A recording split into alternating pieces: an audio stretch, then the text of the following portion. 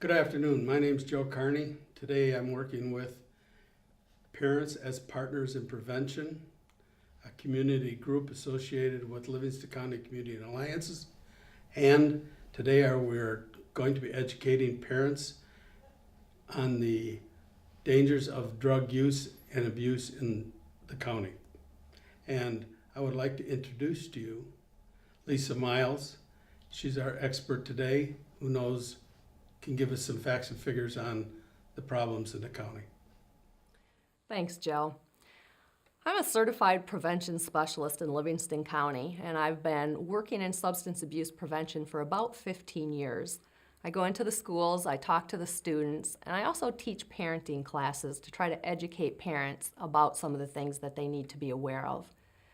Today, I'd like to talk a little bit about some of the issues that are happening here in Livingston County. Usually people will ask the question, do we have a problem with substance use in Livingston County? And the answer to that, just as any community across the United States probably has some issues at this point, we also do here in Livingston County. One of the things that our community has done in 2007, in 2010, and 2012, we actually will go out and survey the students in our community. We'll talk to 8th graders, we'll talk to 10th graders and 12th graders, and we ask them questions specifically about their use. And what we found is 28% of our 8th graders will say that they've tried alcohol. 12% of those 8th graders will say that they've been drunk in the previous month. By the time they get to 10th grade, that jumps to about 31%. And by the time they're seniors in high school, we're looking at 42% that have said they've been drunk.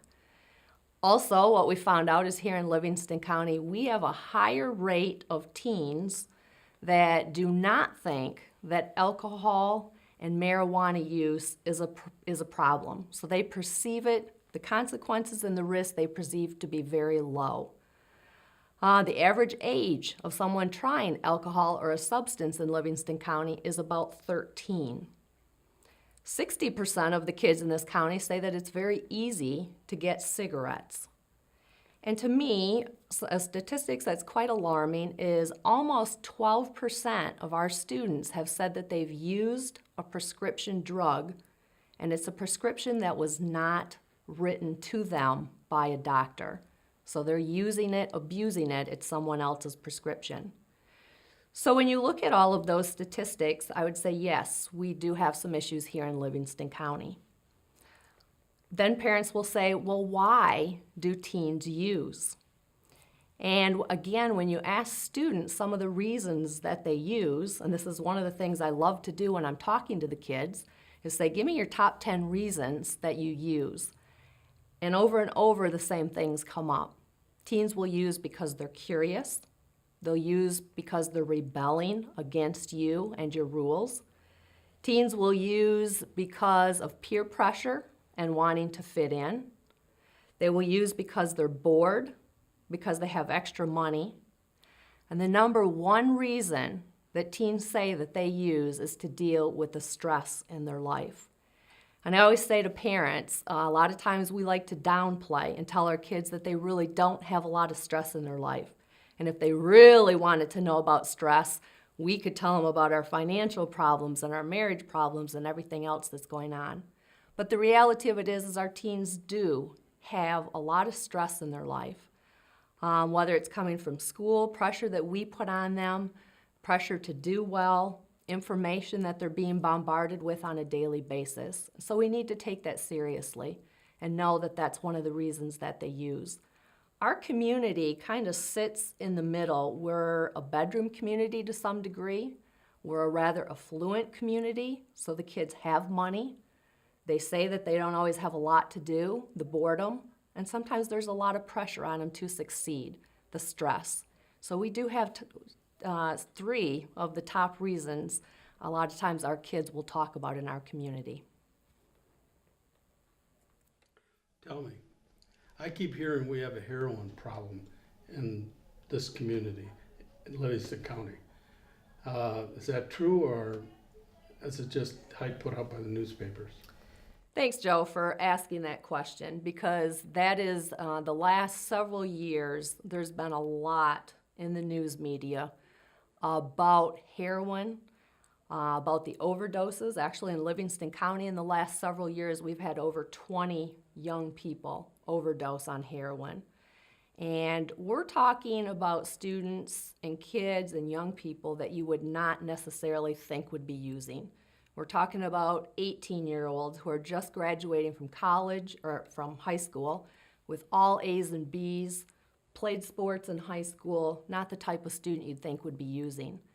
And so yes, just recently this week, it was in the paper again, Flint, our area, and the issues that we have.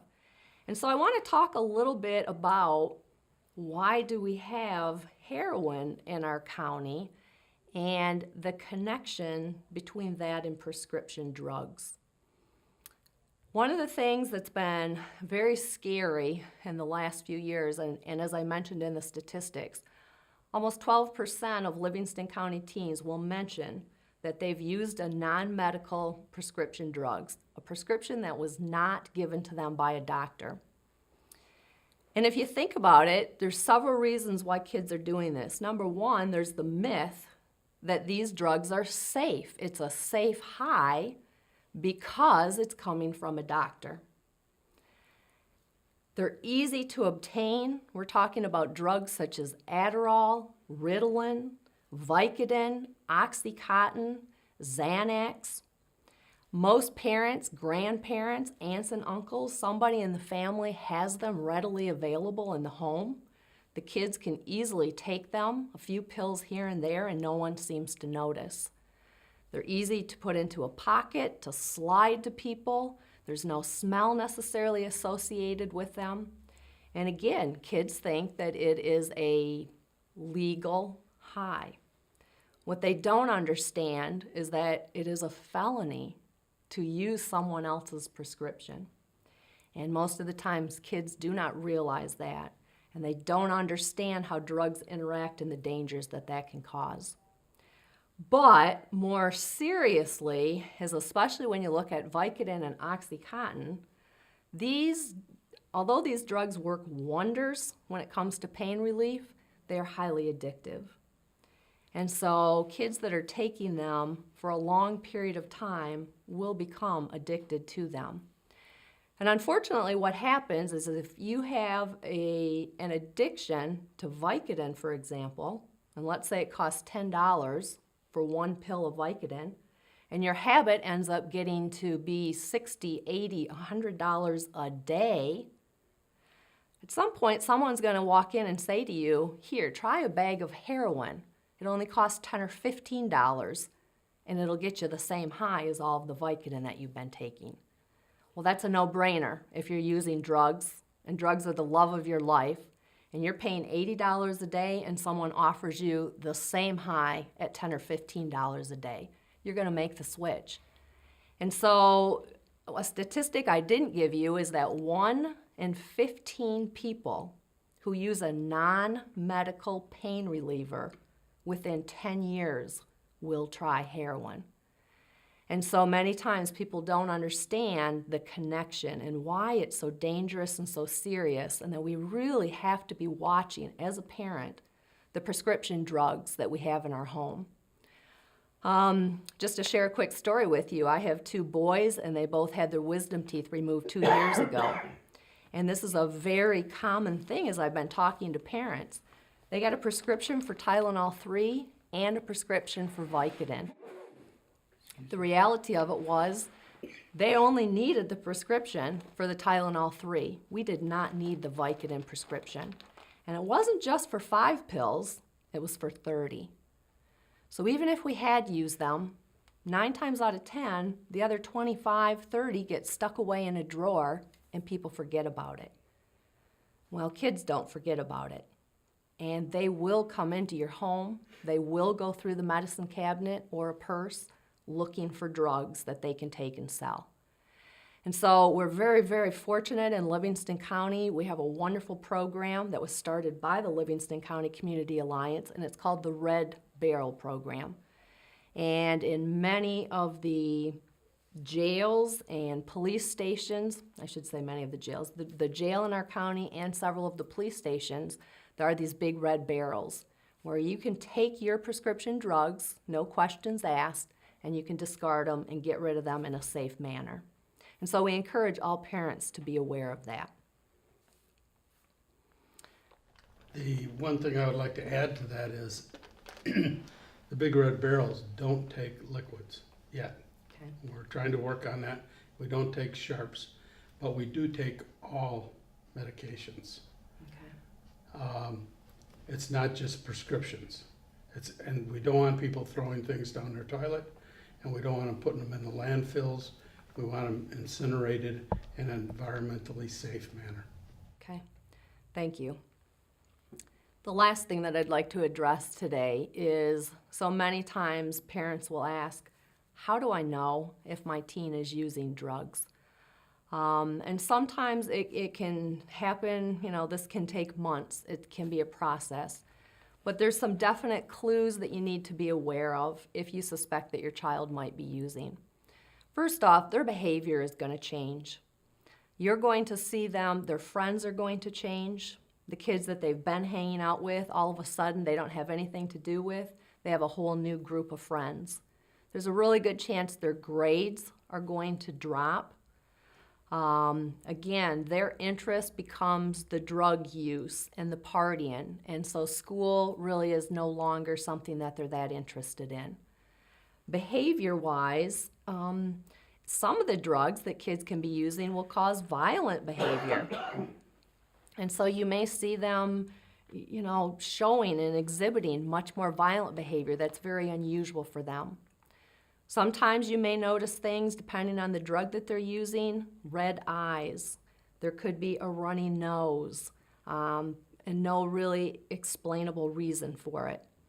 Sometimes if you're noticing they're using a lot of perfume or a lot of sprays and trying to cover up smells, that could also be an indication that something's going on. So these are some of the things that might clue you in. Finding any kind of drug paraphernalia in their room can also be a clue. If you see something, noticing that money is gone. If they have a drug habit, then it is very likely that they may be taking money from you to continue to support it. So those are some clues and some things to look for. What do you do if you suspect that your child is using? Talk to them about it, confront them, ask them about it.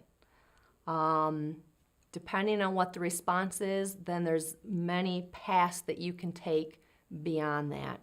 We have many resources here in Livingston County if you do feel that your child is using.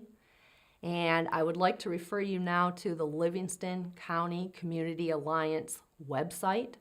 And if you go on there, there's a lot of resources listed and links that will connect you with some of the resources that are available. Thank you very much for having me here today, Joe, and for being able to talk about this. Well, you shouldn't be thanking us, we should be thanking you, because there's nothing better than educating our parents on how they can help their kids. This video clip has been brought to you by Parents as Partners in Prevention. It is a new program we're starting, and we hope to see you on many other topics in the future. Thank you.